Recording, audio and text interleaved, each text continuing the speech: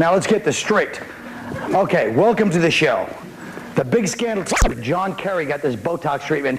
I'll be honest, I like it the old way with just the embalming fluid. Now look, you're right, it's funny twice. I'll tell you what he did, his look changed. He used to look like the old $20 bill, now he looks like the new 20, right? Oh, Howard Dean fired his campaign manager, Joe Trippy. Hello, Trippy. What do you think he did? He probably called him and he's like, Joe, you're not going to South Carolina, you're not going to Missouri, you're not going to Michigan. Come on, folks, that was a good one. It wasn't a good impression, but it was a good joke. Look, he replaced him with Al Gore's old campaign manager, who did a great job with Al Gore. He took a guy who's popular and took but I watched those Democrats took a nice beating yesterday when they held that inquiry with David Kay, the weapons inspector. Was supposed to blow the whole thing wide open. They had it set up in court, and he's like on, sitting there before the, the whole panel, and he flipped on them like Frankie Five Angels from The Godfather. He's like, they want me to say the Iraqi scientist said this, the Iraqi scientist said that. There's no gathering chat, I said, sure. And Ted Kennedy was like that guy too, and they go, I have many Italians, they are the most hardworking people, from Columbus to Marconi. I'm proud to call them my constituents. Now everybody wants to blame the intelligence community for not knowing that we were getting disinformation from the Iraqi scientists. You're supposed to see through a bunch of guys that can lie to Saddam's face while they rob his money. Those guys had balls, you know what I mean? They stood right there in his palace with people in rape rooms off to the side, and they're like, yeah, I need 10 million. And he's like, okay, give it to them, give it to them. We don't need the CIA. The wives of those guys, those are the ones, because they were bragging when they're driving down Saddam Boulevard with all the Saddam billboards, and the wife's like swooning, oh, Saddam is so great. He's like, oh, yeah, he's so great. So I nailed him for 10 million this morning, that dumb bastard. That's the one that they should have posters of over here, your husband, honey, huh? And the wife's like, you hear that, kid? Your father's the real thief of Baghdad. Oh, shut up, Jeff.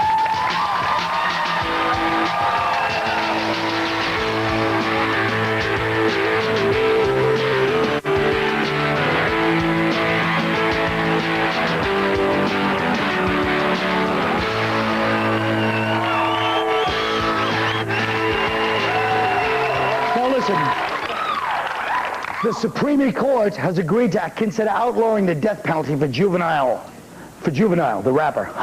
No, for juvenile murderers. Right now, a 16-year-old who commits a capital crime could be executed. Patrice, what do you think? They shouldn't. Why not? I'm not sure. Well, but it was a good point. Look, all right, about it 6 months. Like, Malvo, he shot those 10 people, he got caught. I'm sure he's sorry he did it. He don't need to be killed. I'm sure he'll never do it again now. You don't need to murder the kid. I'm sure he won't do it again. He shot people in the face. It was a mistake.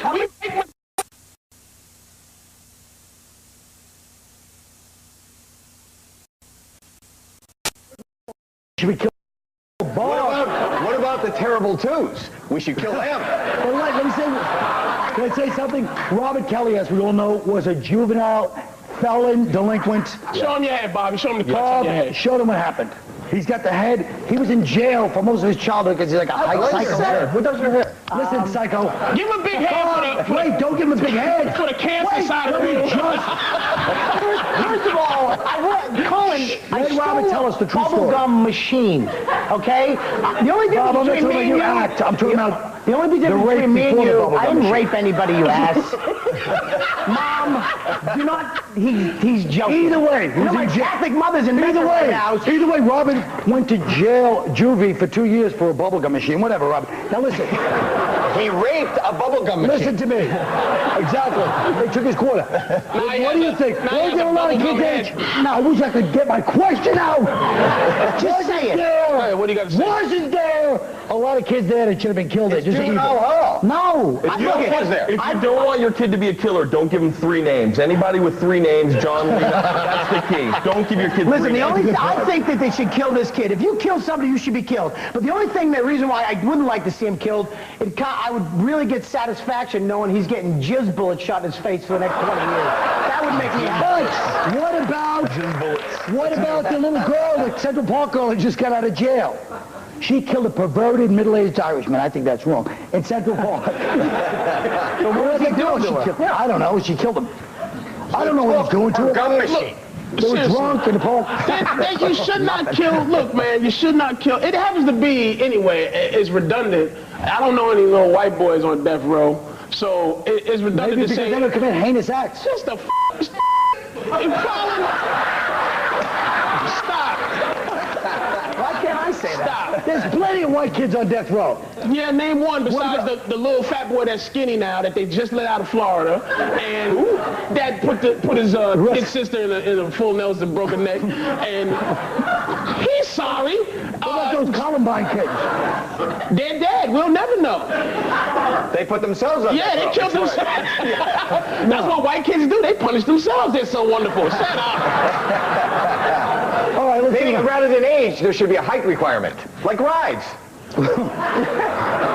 All right, let's talk about this. On that note, let's move on. I'm really getting fed up with these two heads over here.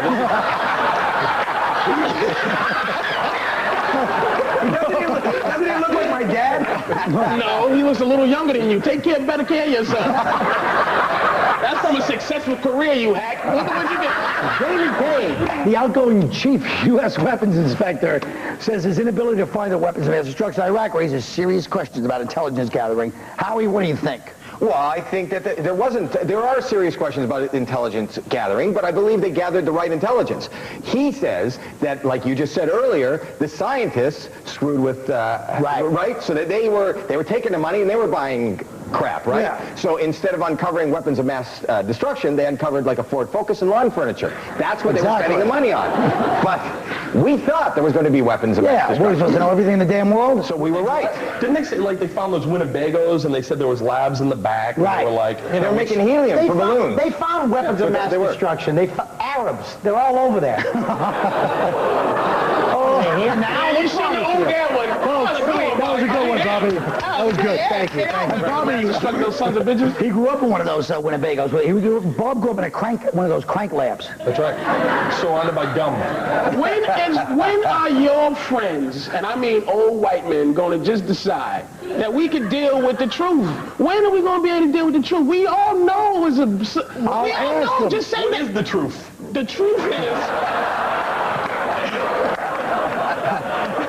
Something wrong. It's something wrong with my palate. Go get it. What do you think about BT? Wait a minute, because they already knew there was no weapons of mass anything over there. No, he just said that there was. There wasn't. And then he He said that terrorists, there were terrorists, apparently, not Iraqis, terrorists coming through back and forth, apparently. He just admitted he's like, just because the stupid news. They found Saddam, and that's why now it's weapons of mass The destruction. only way that people would be happy is if they actually were just about to push the button on the weapons of mass destruction and kill us. And, oh, okay, now you guys can go over there and kill people. We went over there. Whoops, we messed up. What are you going to do? Move on. The Super Bowl Move Sunday. on. He agrees, but he's just saying he wants white people to, you just want white people to make some big apology every day. It's not going to happen. No, white people just need to admit that, look, white people need to admit that they were sneaky over the years, and just We've been sneaky over the years. We're sneaky. Get over it. Dane, you're not white, because too many young white girls like you. Young white girls hate the white men that I'm talking about. We'll be right back.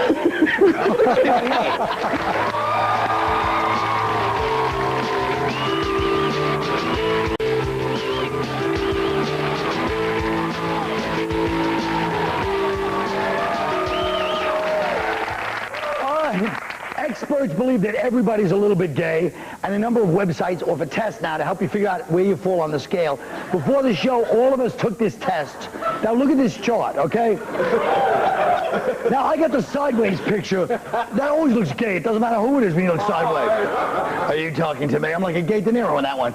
Robert, what do you think? Not of my awful bomb just now, but what do you think about this test? I think it's horse crap. First of all, I'm 53%. Bombs are sissy, bombs are sissy. You're the biggest in here. Listen to me. First of all, they trick you. All right? They trick you. This the question. How'd they was, trick you? They didn't trick say it. They didn't If trick you Dane. shut your damn mouth. Don't get tough now.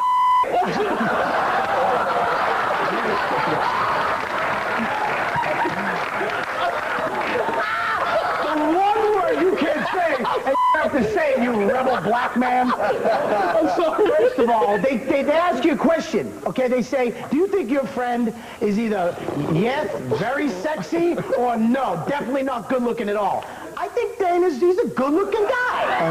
And did I don't think yes, he's very sexy. And did they trick you when you were 14 and you were in juvie? Hey, Bob, just touch it. It doesn't mean anything. I'm telling you right now, the gayest person in this room is you. You got that fuzzy beard, your little kooky hairdo, the tight little sweater like you should have a pipe, and when you go home, your little sissy boyfriend that's actually just your sugar daddy boy is waiting for you to go over your script. Ooh. And this, look at that. Look at how gay is that? What's up? What's up, baby? You're compensating for the gay by accident. Look at the way you keep putting the corner of the pool table in your ass. Like this, like this. You're the gayest man here. Don't get mad at him. Just sit there. Just sit there and take it, Jim. Take you in your little tight Look at this jeans. picture of Patrice. He looks like he's taking a on his chest right there.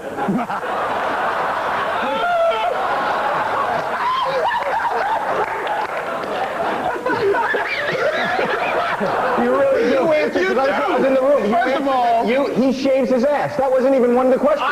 you should have told us. You put that on front. You told us shaved you your shaved not your your ass. ass cheeks, Bobby. Why would you come in here and tell us you shaved your ass? Crack of your booty. Howie, why the hell are you on my ass? Howie. I shave my head. I know when to stop. You know. Let's move on to the Japanese guy that was in the gay video, and now it just came out, and he's saying... Cleveland Indian, pitcher. Yeah, and he said he's not gay. No, he said he's just But an he's in a gay accident. video. That's a mistake. One time. Well, at least we know he's the pitcher, not the catcher. Let me tell you something. He said he was raising money. He said he's raising money. He said he's raising money. But did you ever hear of like a lemonade stand, maybe a bake sale or something like that? Do you have to go in a room with 4 of your buddies and, you know, ha-ha?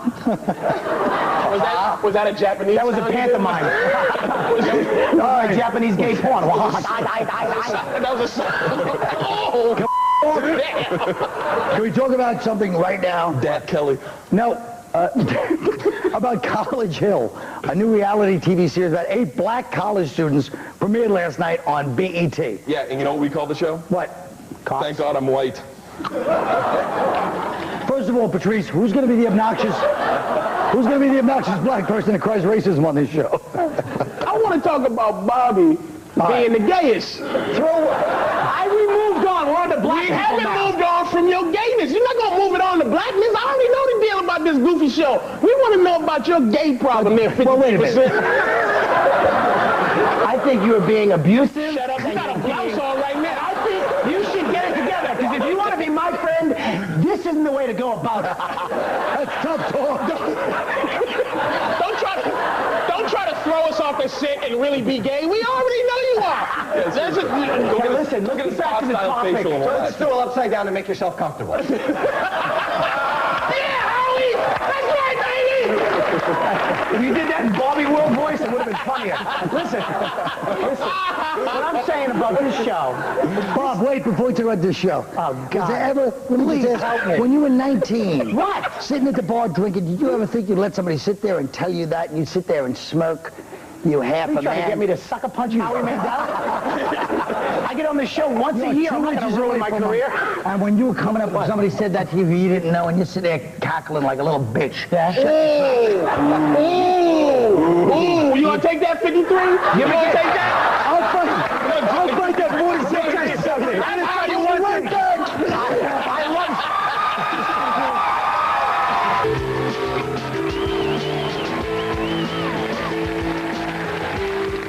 Folks, you know, some are born gay, some achieve gayness, and others have gayness thrust upon them. A new online test says we're all a little gay, so what's the gayest thing you've ever done? Howie. This is embarrassing. It only happened once. One time I went to a television studio, a taping with 3 other guys and me, and we did an online gay test. And one of the guys turned out to be 53%. It was so awkward. I'll never do that again.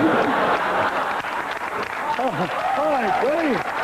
Dane, please, applause with the Dane. I was living with a guy, gay guy, and one night I'm asleep, and he was drunk, and when he came in, he started, you know, trying to give me oral. And I was asleep, so when I woke up, at first I was, you know, kind of out of it, and I freaked. I'm like, dude, what are you doing? And he was like, I'm sorry, dude, I'm drunk. And I looked at him and I go, dude, you finish up and you get the out of here. All right. Robert, good. The gayest thing I ever did was a few years ago. I was playing double-A ball for the Cleveland Indians. No, I'm kidding. No, really. One time, I was younger. Me and a couple of my friends were hanging out in my buddy's garage, looking at some porno mags. One thing led to another, and I was in the middle of fantastic circle jerking. All right, now I felt really bad after it. You know, I was questioning my sexuality, but my therapist told me that, you know, it's very natural for a 20-year-old guy to experiment. Oh, did any pot licking go on to that one? Patrice. I was wondering first, can you do something gay by mistake? That's the first question.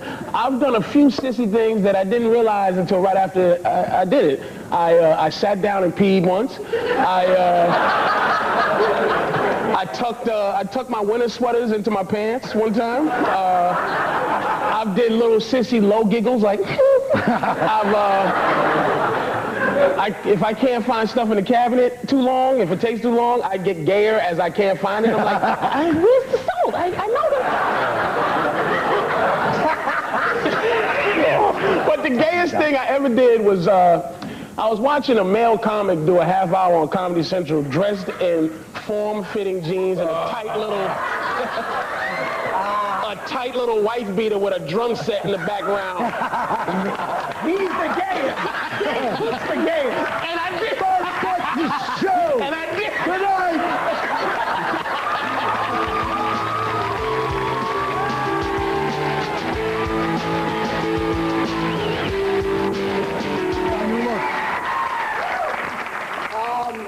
Tonight, the show was very gay, wasn't it? Yes, it got a little raucous, you know what I mean? Let me ask you this. Is it true that most well-adjusted men are a little gay? Do you find that to be true? Well, I can only speak for myself. I know I've had a couple of youthful indiscretions, we like to call them in politics. Would you care to go into some of them? Well, if you have a lot of time, you know, you can always just ask for tapes of the Howard Stern.